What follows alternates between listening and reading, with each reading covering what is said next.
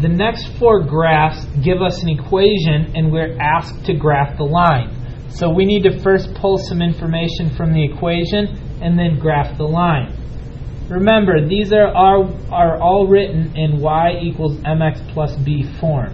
So to find the slope, we take the number that's connected to the x. In this case, 2/3. To find the intercept, we take the number that's connected on the end in place of the b, or in this case 7. To graph the line, you should always begin with the b. So start by putting a dot at positive 7. From that dot, you should count the slope, which in this case is 2/3. Remember that the top number of the slope fraction tells you how far up, and the bottom number tells you how far over. So we have gone up 2/3. Once you have 2 points, you can draw a line through them. Graph 6. The slope is negative 5/3 and the intercept is positive 2. So to graph the line, we'll start by putting a dot at positive 2 for the y-intercept. To find a slope of negative 5/3, we should count down 5 because that's the top number and right 3, the bottom number. Once you have your 2 points, you can draw a line between them.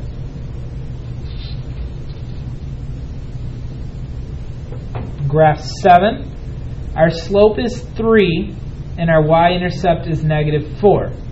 Now remember, for graphing purposes, you may want to think of a slope of 3 as actually being a fraction of 3/1. So that after we graph our y-intercept at negative 4, you'll remember that you need to count up 3 and right 1. A lot of times people just count up 3 because the slope is a whole number. They forget to go right 1. Don't be that guy.